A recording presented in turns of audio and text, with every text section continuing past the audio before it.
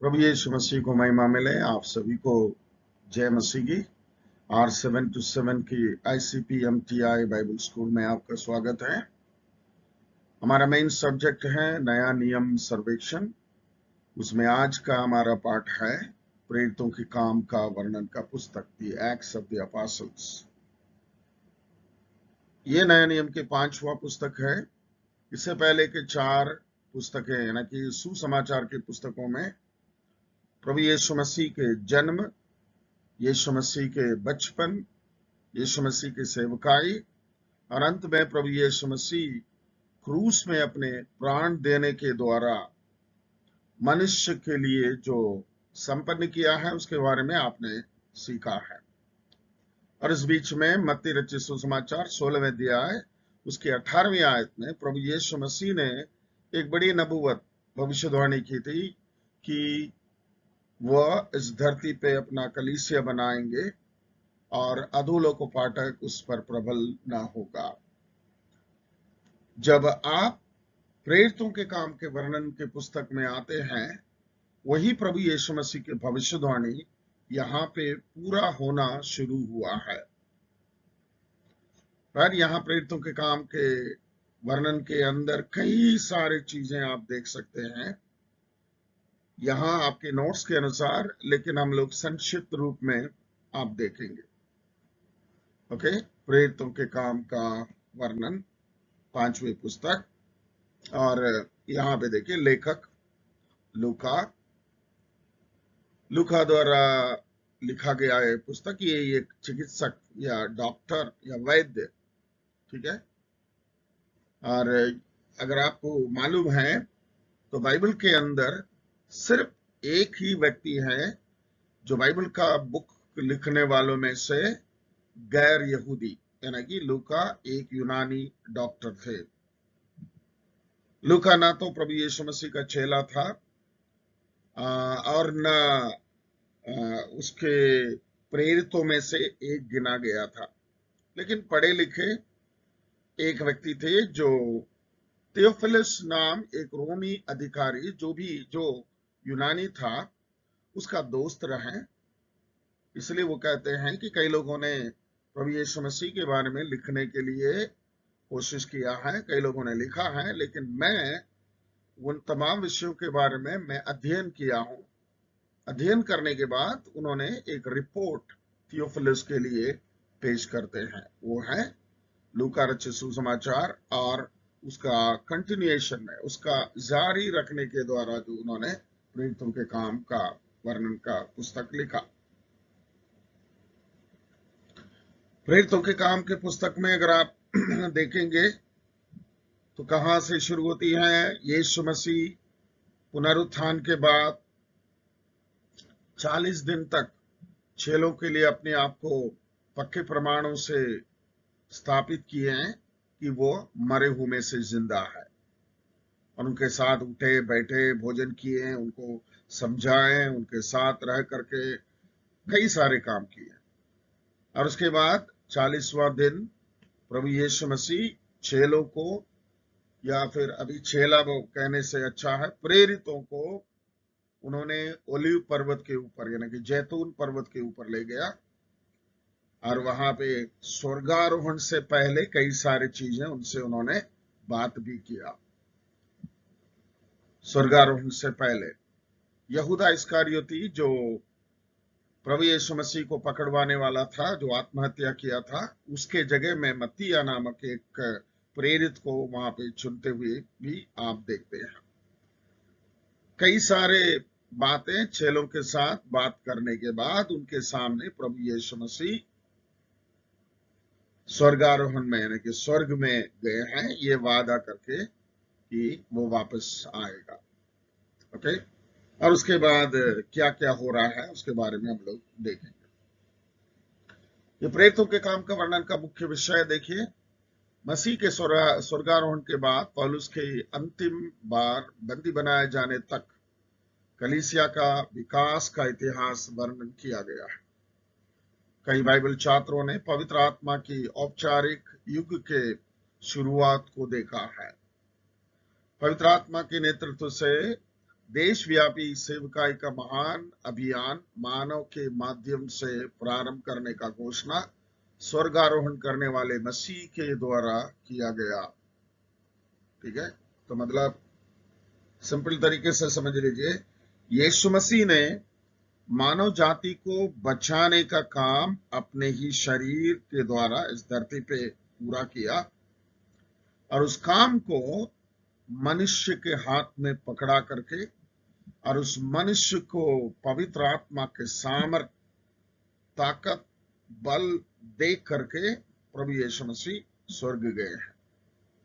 Right, और बल देख करके यानी कि प्रभु यीशु मसीह ने उनको निर्देश दिया है यरूशलेम में जाएं, जब तक वो ऊपर के सामर्थ्य यानी कि पवित्र आत्मा के सामर्थ्य से नवाजा ना जाए तब तक वे यरूशलेम में बैठे। उसी प्रकार वो 10 दिन तक यरूशलेम में बैठे रहे, प्रार्थना करके इंतजार करते रहे। उनके ऊपर पवित्र आत्मा आया और वे अन्य अन्य भाषा बोलने लगे और पवित्र आत्मा के सामर्थ्य और अधिकार से भरे। प्रेरितों के काम 1:8 में हम देखते हैं, प्रभु यीशु मसीह ने बोला, जब पवित्र आत्मा तुम पर आएगा तो तुम सामर्थ पाओगे और तुम मेरे लिए यरूशलेम, यहूदिया, सामरिया और पृथ्वी के तो छोर तक तुम मेरे लिए गवाह बनोगे।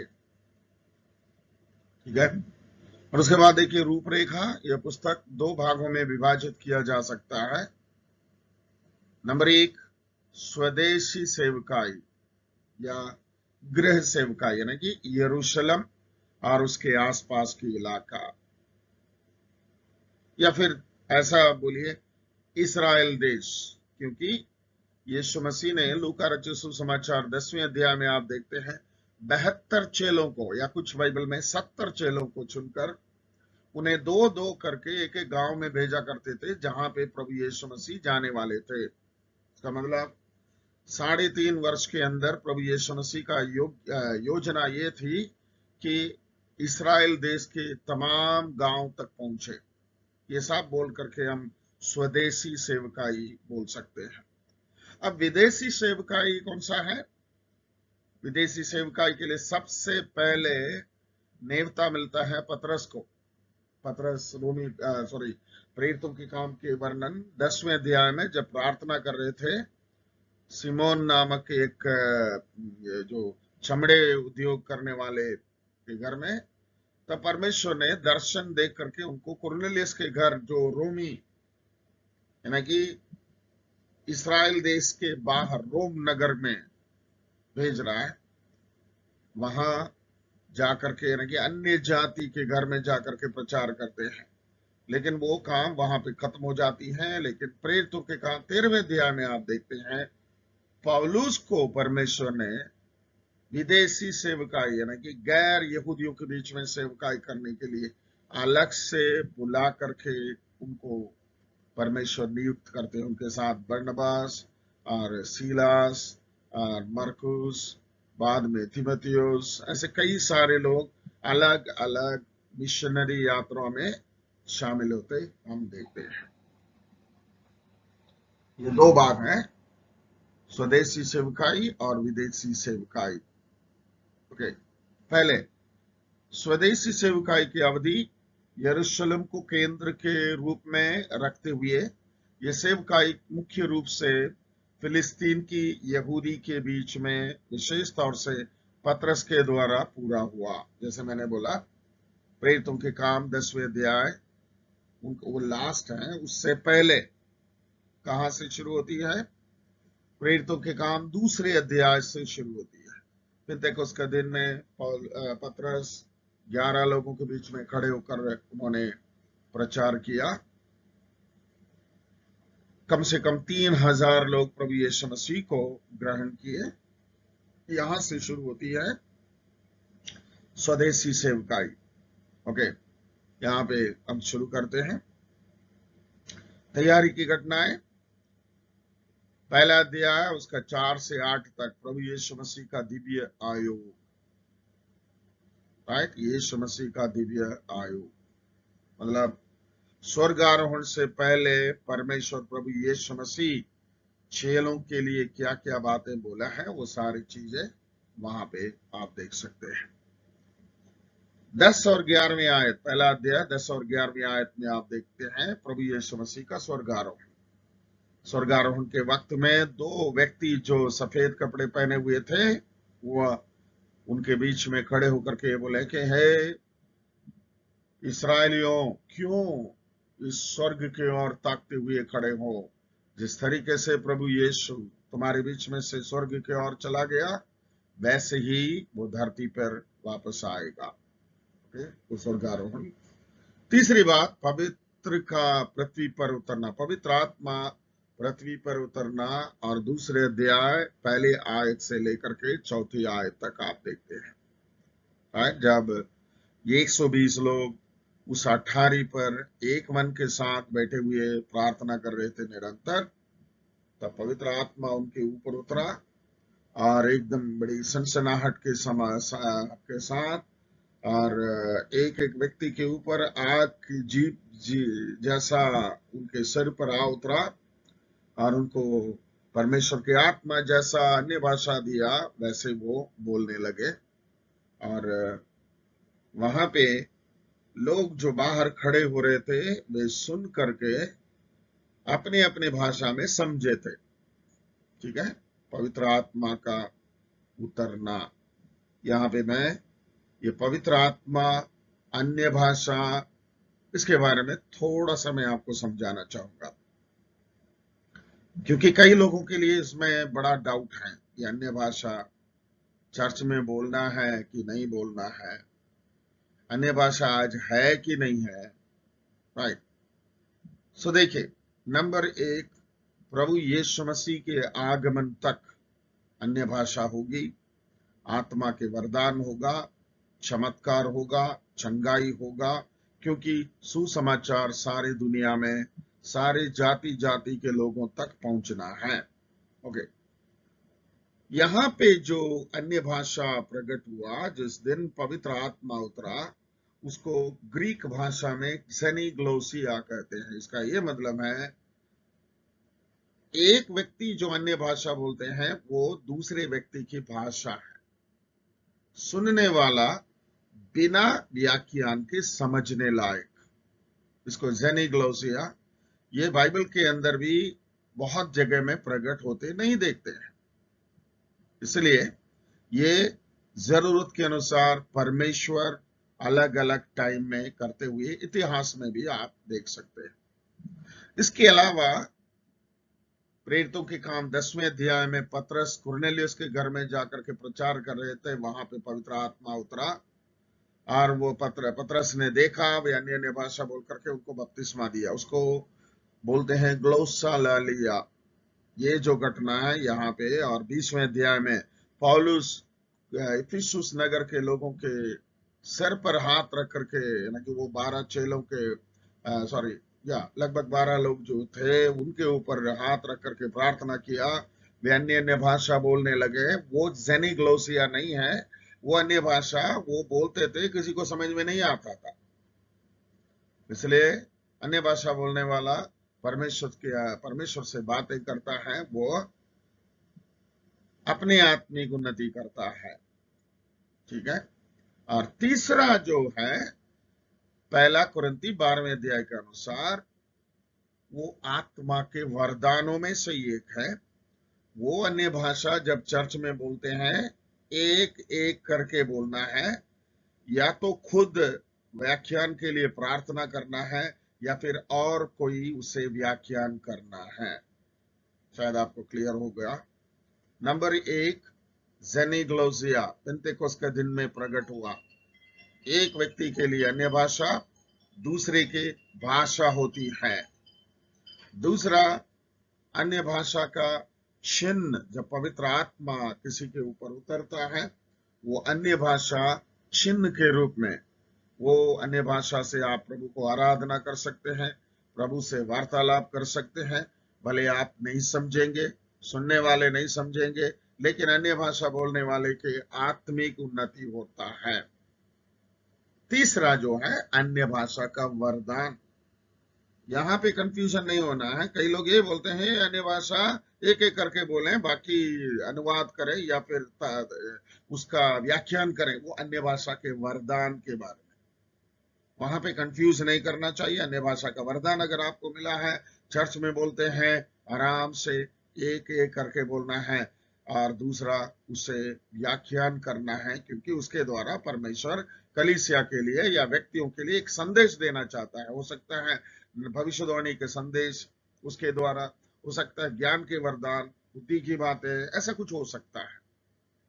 ओके, सो अन्य भाषा का कंफ्यूज ना करना। अब अन्य भाषा में परमेश्वर को आराधना कर सकते हैं, बिल्कुल आराधना कर सकते हैं। झुंड में आराधना कर सकते हैं, हाँ जी, बिल्कुल आराधना कर सकते हैं। अन्य भाषा में प्रभु के लिए गीत गा सकते हैं, आस आराधना कर सकते हैं, प्रभु को महिमा दे सकते हैं, क्योंकि आप आराधना करते समय और किसी को देखते नहीं है, आप और आपका परमेश्वर। लेकिन अन्य भाषा जब वरदान के रूप में प्रकट होता है तो दूसरे के लिए संदेश हो सकता है, इसलिए कंफ्यूज नहीं करना है, ये भी आप याद रखें। चौथी पॉइंट यहाँ पे सेवकों का उपकरण, राइट। दूसरे अध्याय चौथे अध्याय में आप देखते हैं कि परमेश्वर अपने दासों को यानी कि प्रेरितों को बड़े पैमाने में इस्तेमाल किया। दूसरे अध्याय में आप देखते हैं तो 3000 लोग प्रभु को ग्रहण किए। चौथे अध्याय में आते आते 5000 लोग हो गए। यहाँ क्या देखते हैं, चेले या प्रेरितों के द्वारा परमेश्वर के आत्मा ने लिटरली काम किया है। एक बात यहीं पे आपको ध्यान देना है, हम जितने भी मेहनत करें, जितने भी कोशिश करें, जितने भी हम अपने तरीके से कोशिश करें, पवित्र आत्मा काम करना जरूरी है। पवित्र आत्मा के काम के बिना हम ज्यादा कुछ नहीं कर पाएंगे, ये आप थोड़ा सा याद रखिए। आगे बढ़ते हैं। दूसरा पॉइंट जो सेवकाइया, और उसमें नंबर 1 पेंतिकोस्त के दिन में पतरस का सेवकाई, ठीक है। पतरस का प्रचार जो है योएल नबी की पुस्तक दूसरे अध्याय उसके 28वें आयत से लेकर के उन्होंने प्रचार किया, राइट। प्रचार किए, 3000 लोग प्रभु यीशु मसीह को अपने जीवन का उद्धारकर्ता ग्रहण किए। और पतरस का दूसरा प्रचार तीसरे अध्याय में आप देखते हैं, का जो जन्म से जो लंगड़ा था उसको चंगा करने के बाद जो सुंदर फाटक में जितने लोग इकट्ठे हुए थे उनके लिए वो प्रचार करते हैं। और उसके बाद चौथे अध्याय में आकर के चेले या प्रेरित बड़ा सेवकाई करते हैं। ये सैनेड्रिन सभा बड़ा नाराज हो गया, उनको पकड़ करके क्या बोलते हैं, कोर्ट में ले गए और उनको मारते पीटते धमकी दे करके प्रभु यीशु मसीह के बारे में मत बोलो बोले हैं, और वहां पे भी पतरस अपना प्रचार शुरू करते हैं। ये चौथे अध्याय 5 से लेकर के 12 तक आप देख सकते हैं। और उसके बाद देखिए स्तीफनुस का प्रचार 7वें अध्याय 1 से 60 तक, ठीक है। उससे पहले 5वें अध्याय में और 6वें अध्याय में आप देखते हैं कलीसिया बढ़ने लगा और कलीसिया में कई सारे समस्याएं आने लगी, उसके बारे में हम देखते हैं, ठीक है। सो 7वें अध्याय स्तीफनुस का प्रचार आप देख सकते हैं। 8वें अध्याय में फिलिपुस का प्रचार आप देख सकते हैं सामरिया में, और वहां पे कलीसिया स्थापना हुआ। और ये 8वें अध्याय में ही फिलिप्पी एवं पतरस का प्रचार भी आप देख सकते हैं। ओके, सो मतलब जहां से शुरू हुआ वहां से धीरे धीरे आगे बढ़ने लगा, कलीसिया आगे बढ़ने लगा।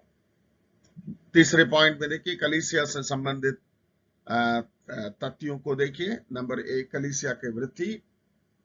कलीसिया एक जगह में बैठे नहीं रही, क्योंकि परमेश्वर की आत्मा काम कर रहे थे। कलीसिया में बढ़ोतरी यानी कि वृद्धि हमेशा होती गई। कलीसिया पवित्र आत्मा से भर जाना 4थे अध्याय में आप देखते हैं। ये सब हमारे लिए एक पॉइंट है। अगर कलीसिया है तो पवित्र आत्मा से भरा हुआ कलीसिया ही कलीसिया माना जाता है। ओके, कलीसिया की एकता और परोपकार चौथे अध्याय 32 से लेकर के 37 तक थे। एकता मतलब सारे लोग जो प्रभु यीशु मसीह को ग्रहण किए थे वह सब इकट्ठा बैठते थे, यानी कि दिन प्रतिदिन रोटी तोड़ने के लिए, संगति करने के लिए, प्रेरितों की शिक्षा पाने के लिए और प्रार्थना करने के लिए इकट्ठा होते थे। और परोपकार के बारे में देखते हैं, उस अध्याय के लास्ट में देखते हैं जोसेस नामक एक व्यक्ति था जिसका नाम, दूसरा नाम बरनबास।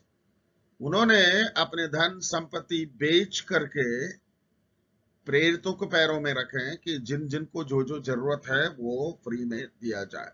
मतलब एक साथ बैठ करके, एक साथ प्रार्थना, एक साथ रोटी तोड़ना, एक साथ संगति, एक साथ बैठ करके परमेश्वर के आगमन का इंतजार करते रहे। 5वें अध्याय 12 से लेकर 16 तक देखें कलीसिया की आत्मिक सामर्थ। 5वें अध्याय में कि बरनबास बेच कर दिया है, तो फिर वहां पे एक व्यक्ति अनन्या और सपीरा भी अपना अपना जमीन बेच करके परमेश्वर के आत्मा के सामने झूठ बोलने लगे। वहां पे क्या हुआ है आपको मालूम है, पढ़िए, राइट। और 6वें अध्याय पहले आयत से लेकर के देखते हैं, वहां पे कलीसिया बहुत बढ़ने के कारण, कलीसिया में बहुत सारे काम बढ़ने के कारण प्राचीनों को या एल्डर्स को नियुक्त करते हैं। वहां पे प्रेरित लोग कहते हैं हम तो प्रार्थना एवं परमेश्वर के वचन को सिखाने में हम लोग लगे रहेंगे, ये बांटने के काम, ये छोटे मोटे काम जो है तुम लोग करो। उसके लिए 7 लोगों को चुनो और 7 लोग, जो लोग चुना जाना चाहिए उनका योग्यताएं भी यहाँ पे दी गई है। ओके, चौथे पॉइंट जो है कलीसिया के ऊपर क्लेश, चौथे अध्याय से आने लगा। वहां पे जो रेफरेंस दी गई है आपको पढ़ना है, ठीक है। और उसके बाद 7वें अध्याय आकर के आप देखते हैं शाऊल उसका नेतृत्व कर रहे थे। शाऊल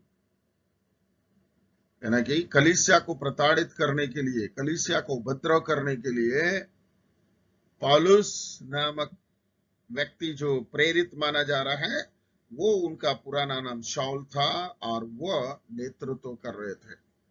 लेकिन परमेश्वर ने उनको सही वक्त पर पकड़ा, वो आपको मालूम है।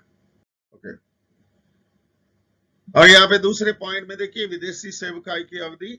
सेवकाई यरूशलेम को के केंद्रित करके शुरू हुआ, लेकिन बहुत जल्द सीरिया के अंताकिया को हस्ताक्षरित या स्थानांतरित किया गया। कलीसिया और कलीसिया के सेवका यरूशलेम में शुरू हुआ बड़े संख्या में, लेकिन 8वें अध्याय में देखते हैं स्तिफानुस की मृत्यु के साथ साथ उठने वाले क्लेश के दौरान प्रेरितों को छोड़ करके बाकी सारे के सारे यहूदिया और अन्य प्रदेशों में तितर बितर होकर के जाकर के रहने लगे। तो ये विश्वासी लोग जो जहां जहां गए वहां वहां प्रभु यीशु मसीह के सुसमाचार को वहां पे फैलाने लगे। इसी प्रकार कई जगह में कलीसिया स्थापना हुआ। यह पे देखिए विश्वव्यापी सेवकाई के लिए अग्रणी प्रारंभिक घटनाक्रम, यानी कि परमेश्वर की अभी योजना क्या है, जैसा महान आदेश में प्रभु यीशु मसीह ने बोला, इसलिए अब जाओ, सारे जगत के लोगों के पास जाओ, सुसमाचार सुनाओ, चेला बनाओ, बपतिस्मा दो और जिन चीजें मैंने तुम्हें सिखाया है उन्हें मानना सिखाओ। सारे जगत में पृथ्वी के अंत तक जाओ, ठीक है। उसके अनुसार कलीसिया भी स्थापना होना जरूरी है। पॉइंट नंबर देखिए विश्वव्यापी सेवकाई के लिए अग्रणी प्रारंभिक घटनाक्रम। नंबर 1, पतरस और यूहन्ना के साथ मिलकर सामरिया में फिलिप्पुस की सेवकाई। यहां पे देखिए अब यरूशलेम से सामरिया तक अभी पहुंच गया है। यरूशलेम से यहूदिया तो पहले हो चुका है, अभी सामरिया में जा रहे हैं। और उसके बाद पौलुस जो महान सेवक बनने वाले थे उनका रूपांतरण एवं अवधि के दौरान कलीसिया में अग्रणी आंकड़ा कहा। 9वें अध्याय से पौलुस का रूपांतरण यानी कि मन फिराना और पौलुस को ही परमेश्वर इस्तेमाल करके यरूशलेम से बाहर कलीसिया को ले जाते हैं, वो जाकर के अन्य लोगों के बीच में कलीसिया स्थापना करता है। तीसरे पॉइंट, प्रेरितों के काम 10वें अध्याय, याफा में पतरस का दर्शन और सेवकाई का विस्तार, यानी कि कुरनेलियस के घर में जाकर के, यानी कि रोमी अधिकारी के घर में जाकर के सेवा किए, पवित्र आत्मा उनके ऊपर उतरा, बपतिस्मा दिया, वो भी कलीसिया के सदस्य बने। और 10वें अध्याय में ही कैसरिया में अन्य जातियों पर पवित्र आत्मा का उंडेला जाना, यानी यही हमने जो देखा है 11वें अध्याय में आप देख सकते हैं। उसी 11वें अध्याय में आप देखेंगे अंताकिया के कलीसिया के बारे में, यरूशलेम के कलीसिया के प्रतिनिधि के रूप में बरनबास की सेवकाई अंताकिया में मंजूरी। छठा पॉइंट, तरसुस से पौलुस को बरनबास के द्वारा लाया जाना और दोनों पुरुषों के सहयोग से कलीसिया का स्थापित किया जाना, जहां चेलों को पहली बार मसीही कहलाया जाना। प्रेरितों के काम 11वें अध्याय उसके 25 और 26वें आयत में आप देखते हैं। ठीक है, बहुत कम समय में पवित्र आत्मा प्रभु के चेलों के साथ रहने के कारण बड़े बड़े काम बड़े आसानी से होने लगा। 7वां पॉइंट, हेरोदेस द्वारा यरूशलेम के कलीसिया में उत्पीड़क, याकूब और की मौत और पतरस के कारावास और छुटकारा, ये 12वें अध्याय में आप देखते हैं। 12वें अध्याय में इसे आप देखते हैं। वहां पे याकूब मारा गया, पतरस को भी मारने के लिए पकड़ करके रखे थे, लेकिन पतरस को स्वर्गदूत उतर करके अद्भुत तरीके से उसको छुड़ाया। दूसरे पॉइंट, विदेशी सेवकाई के इतिहास में महत्वपूर्ण घटना, पवित्र आत्मा की अगुवाई के अनुसार पौलुस और बरनबास अंताकिया के कलीसिया के द्वारा सेवकाई के लिए भेजे गए थे। मरकुस भी उसके साथ गया था। ये पौलुस की पहली मिशनरी यात्रा। 3 मिशनरी यात्रा में 13वें अध्याय 4थे आयत से लेकर के 14वें अध्याय 28वें आयत तक, 14वें अध्याय 28वें आयत तक पहला मिशनरी यात्रा। और इस पौलुस की पहला मिशनरी यात्रा के दौरान जो जगह उन्होंने दौरा किया है उसको आप इतने वचन के अंदर 13:4 से लेकर के 14:28 तक आप देख सकते हैं। नंबर 1, साइप्रस के द्वीप में वहां के हाकिम का मन फिराना या शाऊल का नाम पौलुस में बदला जाना, 13वें अध्याय में 4 से 12 तक। और पंफुलिया के फिरगा में जहां मरकुस पौलुस को छोड़ना, 13 का 13। और पिसिदिया के अंताकिया में जहां पौलुस के महान प्रचार आराधनालय में हुआ, जो है 14वें आयत से लेकर के 41वें आयत तक आप देखते हैं। चौथा पॉइंट, यहूदियों के विरोध अन्य जातियों के बीच में सेवकाई, यानी कि ये देश में जाने पर भी पौलुस ने सबसे पहले यहूदियों के बीच में गया, लेकिन यहूदियों ने विरोध करने के कारण अब अन्य जातियों के बीच में, यानी कि गैर यहूदियों के बीच में सेवकाई शुरू की। 5वें पॉइंट, शहर ने निकले जाने पर वह इकुनियम चले गए थे। यहाँ कुछ समय सेवकाई के दौरान उपद्रव आरंभ हुआ, सो वे लुस्त्रा और दिरबे में चले गए थे। ठीक है, ये आप इन वचनों को पढ़ेंगे तो क्लियर साफ साफ आपको समझ में आएगा। ओके, लुस्त्रा में जन्म से लंगड़े का चंगा किया जाना और लोगों की उनकी पूजा करने का कोशिश की, परंतु वहां के यहूदियों ने लोगों को उनके खिलाफ भड़काया और पौलुस का पथराव किया गया था। यहां तक पौलुस मरा हुआ समझकर उन्हें घसीट करके सड़क के किनारे फेंक करके चले गए थे। या 14वें अध्याय 8वें आयत से लेकर के 20वें आयत तक आप पढ़ सकते हैं। पहला मिशनरी यात्रा में 7वां पॉइंट, किया मिलने के बाद वह दिरबे चले गए, जहां बहुतों के लिए प्रचार किया। उस जगह छोड़ करके दूसरे जगह में, दिरबे नामक जगह में जाकर के प्रचार किया। 8वां पॉइंट, यहां से अपने कदम को रोके और पुनः एक बार सब जगह फिर मिलने गए हैं, कलीसियाओं को स्थापित किए और आखिर में सीरिया के अंताकिया में आकर के अपने चर्च में पूर्ण विवरण देने लगे। सो यहां अभी तक जितने जगह आपने देखा है, ये सब गलातिया के प्रांत माना जाता है, गलातियों की कलीसिया। इसलिए जब आप गलातियों की कलीसिया कहते हैं, वो एक कलीसिया नहीं है, कई सारे कलीसियाओं का झुंड है। ओके, अब 15वें अध्याय 36 से लेकर के 18वें अध्याय उसके 22वें आयत तक जो है दूसरी मिशनरी यात्रा, और इस बीच में 15वें अध्याय पहला आयत से लेकर के उसके 35वें आयत तक ये घटना हुआ है। वो आप थोड़ा सा ध्यान में रखना जरूरी है। क्या हुआ? पहला मिशनरी यात्रा के बाद पौलुस ने प्रभु यीशु मसीह के अनुग्रह के सुसमाचार का प्रचार किया था और अन्य जातियों को मसीह को ग्रहण करने के लिए उन्होंने आह्वान किया। उन्होंने ग्रहण किया, प्रभु यीशु मसीह का विश्वासी बने।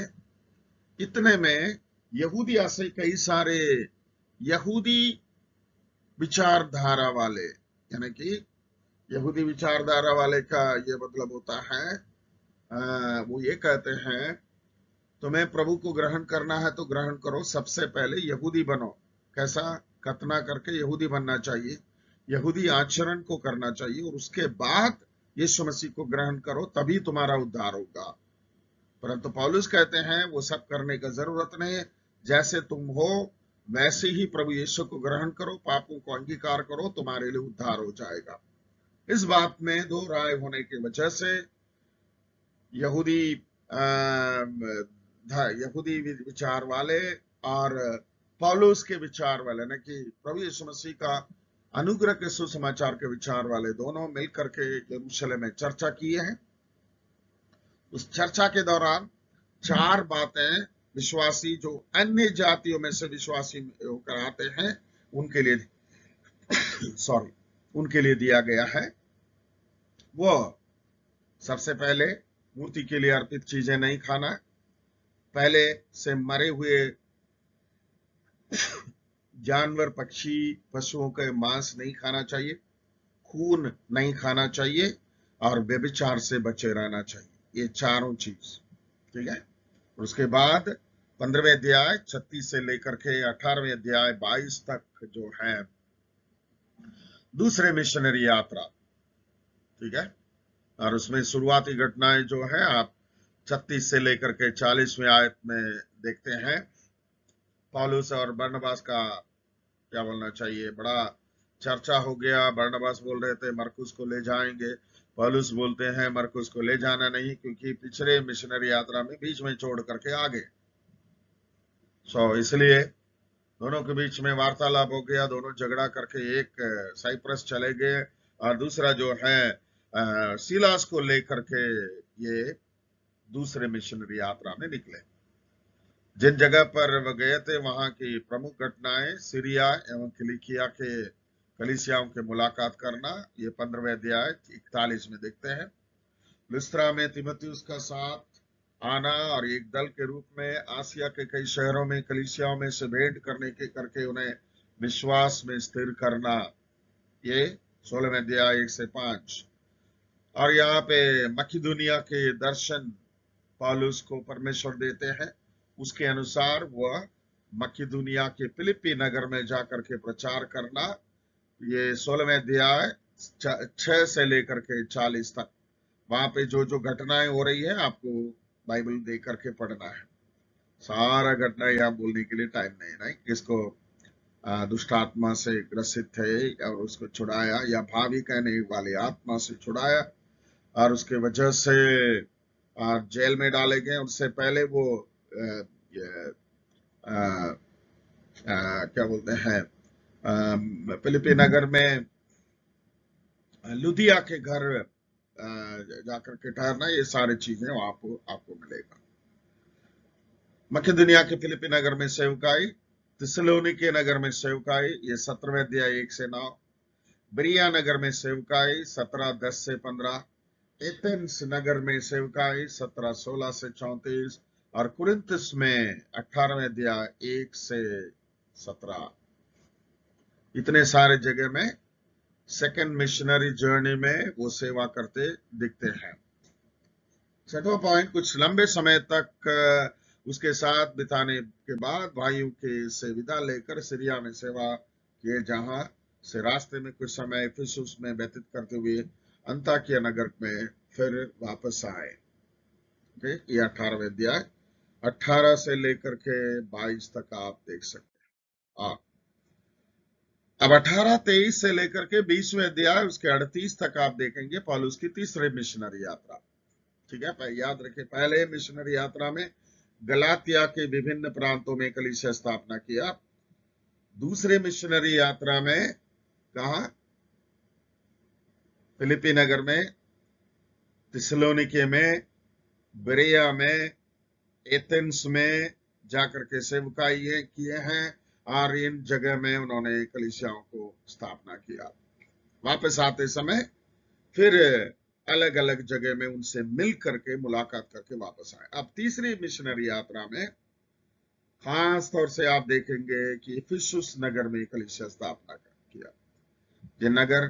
जिन जगह पर वह गए और वहां की प्रमुख घटनाएं, गलातिया में फुर्गिया नगरों की कलीसियाओं से मुलाकात करने एवं सेवा करने, यानी कि गलातिया से होकर जा रहे हैं, और पौलुस के इफिसुस में वापस आना, और जहां चेलों का एक झुंड को पाना जिसको सही शिक्षा नहीं मिला था, और उन्हें आत्मिक उन्नति में ले चलना। 19वें अध्याय, ये क्या बोलना चाहिए, यूहन्ना बपतिस्मा दाता का बपतिस्मा पाए हुए थे। ओके, और उसके बाद 20वें अध्याय में देखिए, मकिदुनिया में फिर एक बार आ रहे हैं चेलों को प्रोत्साहन करने के लिए, और त्रोआस में, इफिसुस में चेलों का उत्साहित करना भी वो कर रहे हैं। और उसके बाद ये तीसरी मिशनरी यात्रा, उसके बाद यरूशलेम की यात्रा 21 से लेकर के 26 तक आप देख सकते हैं। पौलुस के यरूशलेम के लिए यात्रा, याकूब और प्राचीन से मिलना, यहूदी मन्नतें पूरा करना, और वहां पे वो पकड़ा जाता है। भीड़ के सामने पौलुस का प्रत्युत्तर देना, लेकिन लोग निरंकुश हो गए थे। सनेड्रिन सभा के सामने पेश होना, राइट, और पौलुस को मारने के लिए यहूदियों का षड्यंत्र रचाया जाना, उसके बहन के लड़के आकर के उनको खबर दिया, ठीक है, और यहूदियों के द्वारा पौलुस पर आरोप लगाया जाना, यमम हाकिम और फेलिक्स के सामने पौलुस का प्रत्युत्तर, उसके बाद फेस्तुस के सामने प्रत्युत्तर, और लास्ट में आप देखते हैं अग्रिप्पा राजा के सामने, ठीक है, पौलुस प्रत्युत्तर के रूप में भाषण देते हैं। इसी प्रकार अंतिम समय जो है, पौलुस अधिकांश जो है ये लोगों के सामने खड़े हो रहे हैं, लोगों के लिए जवाब दे रहे हैं, लोगों के लिए प्रत्युत्तर दे रहे हैं, और उसके साथ साथ लोगों के लिए सुसमाचार प्रचार करते नजर आते हैं। ओके, और लास्ट पॉइंट में हम लोग आ जाएंगे, साथ बंदी होकर पौलुस के रोमी यात्रा, ये लास्ट यात्रा है, वॉयज टू रोम कहते हैं, और उसमें 27 से लेकर के 28 तक जल यात्रा का पहला चरण, 27:1 से 13, समुद्र में तूफान एवं जहाज का टूटना 27:14 से 44, माल्टा द्वीप में उनके अनुभव, यानी कि सांप का काटा जाना, ये सारे चीजें जो आप वहां पे पढ़ सकते हैं। 28:1 से 10, पौलुस का रोम में पहुंचना, सेवकाई जारी रखना, यानी कि रोम में 2 साल तक वो हाउस अरेस्ट में रहे, वहां पे जितने लोगों से वो मुलाकात किए, हर व्यक्ति के लिए सुसमाचार सुनाने के लिए स्वतंत्र होकर के ये काम किए। लास्ट में और उसका सिर काटा गया, वो अपना प्राण प्रभु के लिए शहीद होकर के दिए। और यहाँ पे देखिए मुख्य तस्वीर, क्षेत्र, बाइबल का वचन। पहला, पतरस में फिलिस्तीन में सेवकाई की शुरुआत, यानी कि यहाँ पे सारे यहूदिया, गलील, यम, सामरिया, एक एक से लेकर के 9:31 तक, और फुनीशिया, साइप्रस को लेकर अंताकिया तक 9:32 से 12:25 तक।